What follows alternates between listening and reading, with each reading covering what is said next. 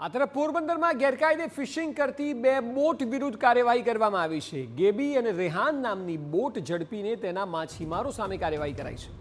ગેરકાયદે એલઈડી લાઇટો લગાવીને દરિયામાં રાત્રે ફિશિંગ કરતા હતા। અતિ સંવેદનશીલ વિસ્તાર છે ગોસાબારા, તેની નજીકથી આ બંને બોટ ઝડપાઈ છે। 1993માં ગોસાબારા પાસે આઈડીએક્સ ઉતારાયું હોવાથી અતિ સંવેદનશીલ આ વિસ્તાર ગણાય છે। ગેરકાયદે ફિશિંગ કરીને રાષ્ટ્રીય સુરક્ષા પણ જોખમમાં મૂકવામાં આવી છે અને એટલે કાર્યવાહી કરાઈ છે। ફિશરીઝ કાયદાનો ભંગ કરતા મરીન પોલીસે આ ગુનો નોંધ્યો છે। અગાઉ પણ મરીન પોલીસે બે બોટ વિરુદ્ધ કાર્યવાહી કરી હતી। તો આ બંને બોટ જે છે તે અતિ સંવેદનશીલ વિસ્તારમાં હતી।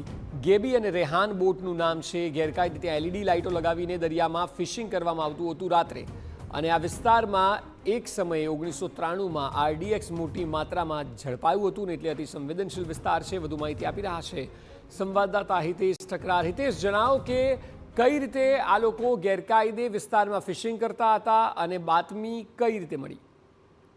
ચોક્કસથી જણાવી દઉં કે પોરબંદરથી માધવપુર સુધીનો જે સમુદ્ર કાંઠો છે તે અતિ સંવેદનશીલ ગણવામાં આવે છે અને અનેક ક્રિટિકલ પોઈન્ટ છે કે જ્યાં ભૂતકાળમાં આરડીએક્સ, સોના ચાંદી જેવા અનેક વખત લેન્ડિંગો થયા છે। આ વિસ્તારમાં જે નાની હોડી છે, ફાઈબર બોટ છે, પિલાણા છે, એનાથી એલઈડી લાઇટો લગાડી, એટલે કે એકદમ દરિયાની અંદર પ્રકાશ પડે તેવી રીતે લાઇટો લગાવે છે, જેના કારણે જે કેચ છે, માછલીઓ છે તે ઉપર આવી જાય છે ને તરત જ તેમને કેપ્ચર કરી અને કાંઠા ઉપર લઈ જવામાં આવે છે।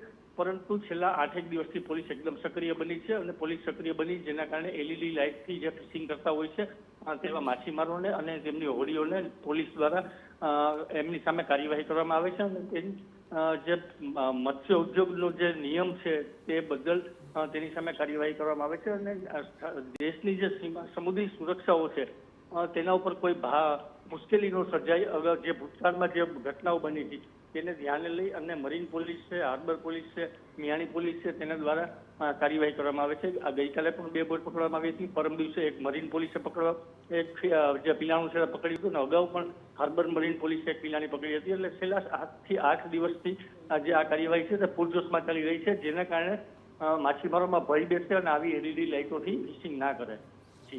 જી બિલકુલ, આભાર સમગ્ર માહિતી બદલ।